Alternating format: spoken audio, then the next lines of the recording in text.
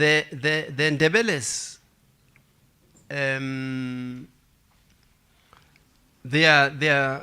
there's a lot of different groupings of Ndebeles. But one thing for sure is that Mzilikazi was not Ndebele.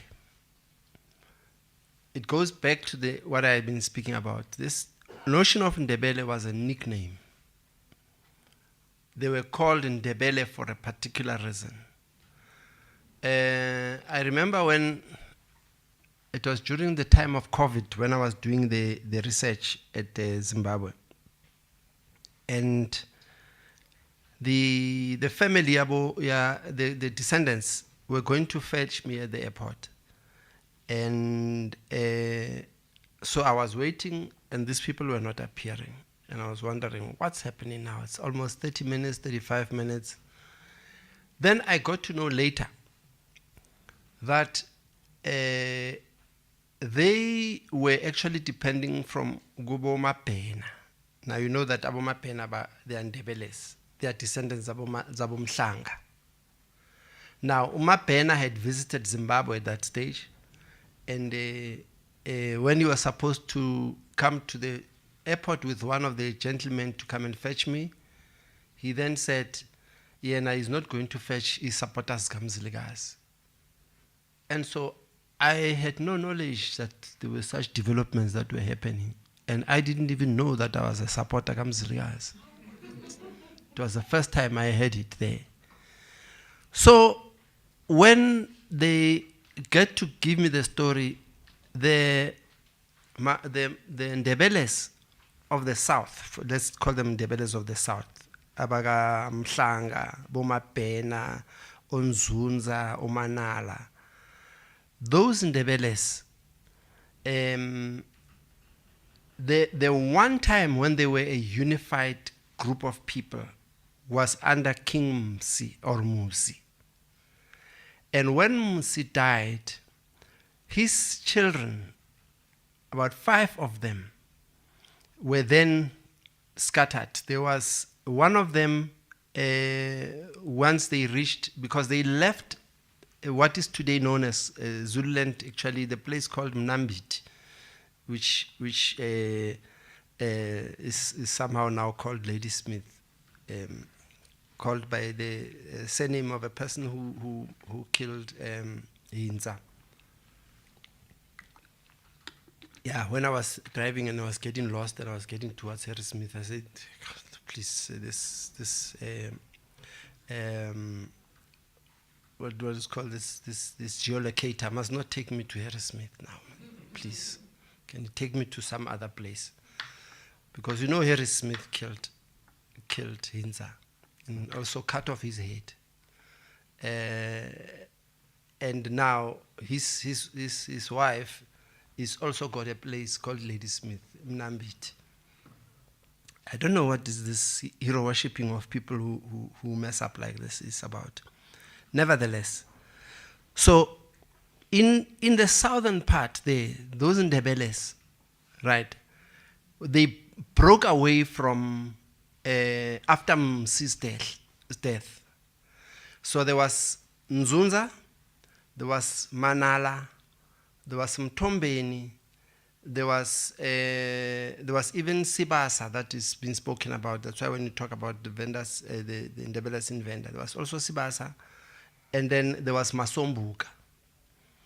Now these two, Nzunza and Manala, stayed, but they didn't stay in one area. They stayed as 2 separate groups. The descendants of Nzunza and Manala were Umagodongo and Sibindi, respectively. And when Mzilikazi came out of the Mpumalanga area, he attacked Magodongo in the Cullinan area and killed Magodongo and took his children. And when he went further up, next to what is Mamelodi East, above Valmanstal, he attacked Sibindi. And now, these were 2 kings. Remember, they were same family, but because of the rivalry, they decided to stay at 2 different places, one next to Valman, one next to Cullinan. Now, the reason Mapena did not want to fetch me at the airport was that he was saying, Zilikazi is not a king, he's a warrior. when he came to that area, he found kings. He found King Makotongo and found King Sibindi, and he killed them. And so after he killed them, he captured the Amabuto Wabo and left with them. And Namabuto Kasbindi. So he had so many, because they were fierce fighters. Remember, one of the things when Mzilikazi, after he went over Maluti, Katlamba, he found a lot of people who were running away from him when he was approaching Ngepeshu and with the spear. And he was saying, but this is strange. Why are these people all running away? Because, because he was a master at this art of war. And so the people that he first met who were then as fierce as him was the descendants of Nzunza, Nagamanala. And those are the people that he conquered. So when they started appearing and coming through to different people, people were seeing Ndebele. And so they were calling them as Ndebele. And if you know the expression, it was especially amongst Basotho and Botswana. What do they say when they see dust, a whirlwind coming up? Huh? Stukutan, yes. Bareng habasbon. But no. They make a different expression. Ma? Yeah, when they see it coming up, when as soon as it makes itself up. But Matabele. You haven't heard that expression. You haven't heard that expression. Because whenever the Matabele, Amziligas were attacking, there would be Itun. And they would see through that run for your life. This is them coming. So then, even later, whenever there would be a whirlwind that would start, they say, Kia Matabele. So that, it's Matabele.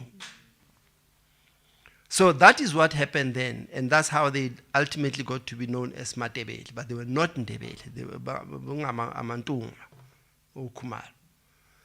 And hence, even in their praise singings, there's nowhere where they are being acknowledged as Matabele. We'll actually talk about Mahlabe Zulu, talk about Tua